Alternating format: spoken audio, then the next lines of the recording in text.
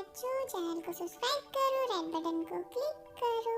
आज की कहानी है पंचतंत्र की कहानियाँ। एक बार की बात है, एक गांव में एक गरीब किसान रहा करता था। एक बार वह गरीब किसान अपनी मुर्गी को लेकर उस गांव के साहूकार के पास आता है और किसान साहूकार को मुर्गी के बदले में एक बोरी चावल देने के लिए कहता है। साहूकार को उसकी बात समझ में आती है और साहूकार भी उसे मुर्गी के बदले चावल देने को तैयार हो जाता है। किसान अपनी चावल की बोरी साहूकार के घर से उठाता है और उसको लेकर चला जाता है और साहूकार के पास मुर्गी को छोड़ जाता है। साहूकार सारी बात अपनी पत्नी को बताता है और उसकी पत्नी को बहुत गुस्सा आता है कि उसके पति ने एक साधारण सी मुर्गी के लिए एक बोरी चावल उस किसान को दे दी। वो बहुत नाराज होती है साहूकार। लेकिन अगली सुबह उसकी पत्नी जब देखती है कि मुर्गी ने सोने का अंडा दिया है तो वह काफ़ी खुश होती है। ऐसे ही काफ़ी दिनों तक चलता रहा, मुर्गी सोने के अंडे देती रही और इसी ही वजह से वो साहूकार उस गांव का सबसे धनी और अमीर व्यक्ति बन गया। लेकिन उसकी पत्नी की लालच खत्म नहीं हुआ। उसकी पति ने सोचा कि ऐसे कब तक चलेगा। एक दिन उसके पति जब घर पे नहीं था तब उसकी पत्नी ने उस मुर्गी के पेट को चीर डाला कि मैं सारे अंडे एक ही बार में निकाल लूँगी। ऐसे वह मुर्गी मर गई और एक भी अंडा नहीं मिला और उसको बहुत दुख हुआ। इसीलिए कहते हैं बच्चों, लालच बुरी बला है। स्टोरी 2। एक भूखी लोमड़ी जंगल में इधर उधर घूम रही थी और वह बहुत भूख से परेशान थी। अचानक उसकी नज़र एक पके रसीले अंगूरों की बेल पर पड़ी। उसने मन में सोचा, ये अंगूर तो बहुत स्वादिष्ट होने चाहिए, मैं उन्हें ज़रूर खाऊंगी। अंगूर काफ़ी ऊंचाई पर लगे थे। उस लोमड़ी ने छलांग लगाकर अंगूर तोड़ने की बहुत कोशिश करी, लेकिन लोमड़ी तोड़ नहीं पाई। लेकिन उसे सफलता नहीं मिली। जब वह प्रयास कर कर थक गई तो वह समझ गई कि अब और प्रयास करना बेकार है। वह अपने मन में बोली, मुझे नहीं चाहिए अंगूर, ये तो बहुत खट्टे हैं। लोमड़ी का व्यवहार ये दिखाता है कि जब कोई चीज़ नहीं मिलती तो उसमें कमी निकालना गलत। स्टोरी 3। एक बार की बात है, एक गांव में एक लोमड़ी के पीछे एक शिकारी पड़ा हुआ था और वह शिकारी से बचते बचाते वो लोमड़ी कभी इधर अपनी जान बचाते भाग रही थी, कभी उधर। वह बहुत ज़्यादा परेशान थी। लोमड़ी अपनी जान बचाते बचाते एक लकड़हारे के यहाँ पहुँची और लोमड़ी ने उससे कहा कि तुम मेरी मदद करो, एक शिकारी मेरे पीछे पड़ा हुआ है, वह मुझे मार देगा। तुम मुझे छुपने के लिए अपने घर में कोई जगह दे दो, तुम्हारी कृपा होगी। उस लकड़हारे ने उससे कहा, हाँ ठीक है, तुम मेरे घर में छुप जाओ, तुम्हारी जान बच जाएगी और वह शिकारी को पता भी नहीं चलेगा। लोमड़ी खुश होकर उसके घर में जाकर छुप गई कि वह शिकारी से बच जाए। लकड़हारा अपना काम करना शुरू कर देता है और वह चुपचाप अपनी लकड़ी काटने में दोबारा से व्यस्त हो जाता है। इतने में ही वह शिकारी आकर उससे पूछता है, तुमने कोई लोमड़ी देखी है यहाँ पर?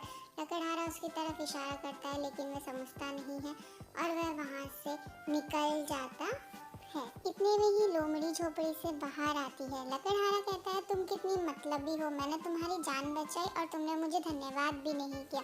लोमड़ी ने कहा, तुम भरोसे लायक नहीं हो, मैंने तुम्हें इशारा करते हुए देखा था। Part 4, story number 4। बच्चों, एक बार की बात है, एक जंगल में एक लोमड़ी रहती थी। एक दिन उसने अपने जीवन में पहली बार किसी शेर को देखा। लंबा, अयाल, भयानक शरीर, डरावनी दहाड़ के साथ। वह यह देखकर लोमड़ी बहुत डर गई और वह वहीं पर बेहोश होकर गिर पड़ी, क्योंकि उसने ऐसा पहली बार देखा था। अगले दिन फिर उसने शेर देखा। अब वह डरी हुई थी लेकिन वह उसने साहस जुटाया और वहाँ से वो जल्दी से भाग गई। तीसरे दिन कहानी बिल्कुल बदल गई। वह शेर के पास पहुँची और उससे बोली, जय हो महाराज, सब कुछ ठीक है ना? लोमड़ी शेर से ऐसे बात कर रही थी कि जैसे वह उससे परिचित हो और वह शेर को 2 दिन से देख रही थी, इसलिए अब वह शेर से डर नहीं रही थी, इसलिए वह आराम से बात कर रही थी। Story number 5। एक गांव में एक निर्धन धोबी रहता था। उसके पास एक गधा था जो काफ़ी कमज़ोर था, क्योंकि वह उसको ज़्यादा खिला पिला नहीं पाता था, क्योंकि वह धोबी बहुत गरीब था। इस वजह से धोबी का गधा कमज़ोर था। धोबी एक दिन कहीं जा रहा होता है, उसे रास्ते में मरा हुआ बाघ मिलता है। धोबी सोचता है कि अगर मैं इस बाघ की खाल को अपने गधे के ऊपर डाल दूं तो लोगों को लगेगा कि ये बाघ है और इस बहाने मेरा गधा उनके खेत में जाके आराम से चर भी लिया करेगा और मेरे को उसकी चिंता भी नहीं होगी, उसका पेट भी भर जाया करेगा। धोबी ने अपने आइडिया पर अमल किया।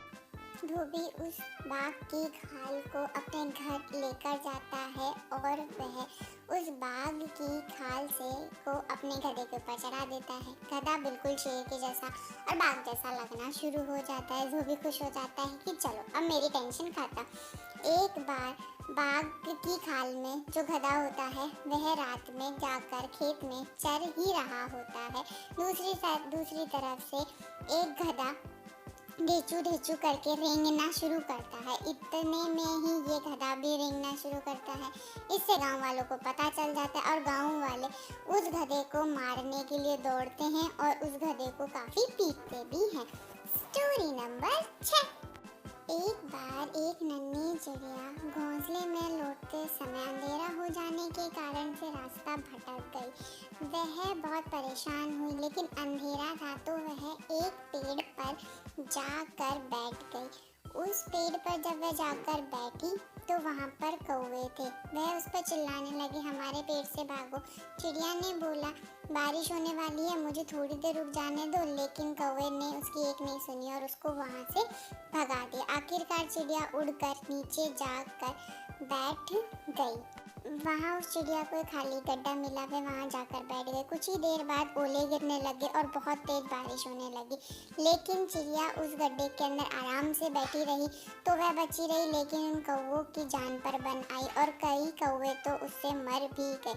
अगले दिन जब कौवे ने कहा, तुम ठीक हो, तुम यहाँ से नहीं गई, तुम्हें कुछ नहीं हुआ? चिड़िया ने कहा, जिसकी रक्षा कोई नहीं करता उसकी रक्षा भगवान खुद करता है। Story number 7।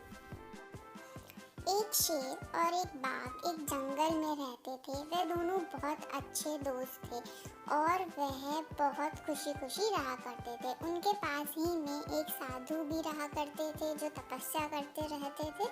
वह भी उसी जंगल में रहते थे। एक दिन बाघ बोला, जब चंद्रमा छोटा हो जाता है तो सर्दियाँ आने लगती है। शेर ने जवाब दिया, तुम मूर्खो, चंद्रमा बढ़ता है, पूरी तरह विकसित होता है, तब जाके सर्दियाँ आती हैं। सही उत्तर जानने के लिए उन दोनों दोस्तों ने साधु के पास जाने का निश्चय किया। साधु के पास वह दोनों दोस्त लड़ते झगड़ते साधु के पास पहुंचते हैं और बाघ पूरी रास्ते बड़बड़ाता रहता है कि तुम मेरी बात नहीं मानते हो, लेकिन मैं सही कह रहा हूँ। अब वह दोनों जाकर साधु के पास पहुंचते हैं और साधु उस वक्त तपस्या कर रहे होते हैं तो वह जाकर चुपचाप वहाँ खड़े हो जाते। फिर वह दोनों मिलकर उन्होंने पूरी कहानी साधु को सुनाई कि हम इस बात पे लड़ रहे हैं और क्या सच है, आप हमें बताइए। तब साधु ने कहा, चंद्रमा किसी भी स्थिति में सर्दी हो सकती है, चाहे चंद्रमा का आकार बढ़ रहा हो या कम हो रहा हो। अब चाहे वह पश्चिम दिशा से आए कि वह उत्तर दिशा से आए, पूर्व दिशा से आए, इस प्रकार तुम दोनों ही सही हो। साधु ने यह भी बताया, सबसे महत्वपूर्ण बात है बिना झगड़ के रहना, एकजुट रह साथ होकर रहना। उसके बाद दोनों दोस्तों को उनकी बात समझ में आई और उन्हें लगा कि वह बिना बात ही चंद्रमा के आकार और सर्दियों के ऊपर लड़ाई कर रहे थे। अब वह दोनों समझ जाते हैं जब उन्हें साधु ने समझाया और वह सारी बात समझने के बाद वहाँ से चले जाते हैं। और उस दिन के बाद से दोनों दोस्त साथ में खुशी खुशी रहते हैं और हंसमुख भी। Story number 8। एक बात की बात है, एक जंगल में एक मुर्गा रहता था। उस मुर्गे को बहुत भूख लग रही थी। वह भोजन की तलाश में इधर से उधर घूम रहा था कि उसे कुछ खाने को मिल जाए, उसे कुछ दाने अनाज मिल जाए। वह कभी इस जगह से उस जगह, उस जगह से इस जगह जमीन कुदरते हुए घूमे जा रहा था। जब वह जमीन कुदरने लगता है तो उसको जमीन कुदरते कुदरते उसे एक मोती की माला मिलती है। जब वह उस मोती की माला को ढंग से देखता है तो वह सोचता है कि ये कितनी कीमती है, इसको मैं किसी को दूंगा और इसके बदले तो कोई मुझे बहुत सारा पैसा दे सकता है। अब थोड़ी देर के बाद जब वह उस माला को छोड़ता है कि मुझे भूख लग रही है, ये मेरे किसी काम की नहीं है, मुझे अभी अनाज के दाने चाहिए, ना कि मोती की माला। वह दूसरी जगह जाता है और वह फिर से ज़मीन को कुदरने लगता है कि उसे कुछ खाने को मिल जाए। इसलिए जो चीज़ हमारे काम की नहीं, वह चाहे कितनी ही कीमती हो, लेकिन हमारे काम की नहीं होती है। बच्चों, इस चैनल को सब्सक्राइब करो, रेड बटन को क्लिक करो, लाइक एंड शेयर करो।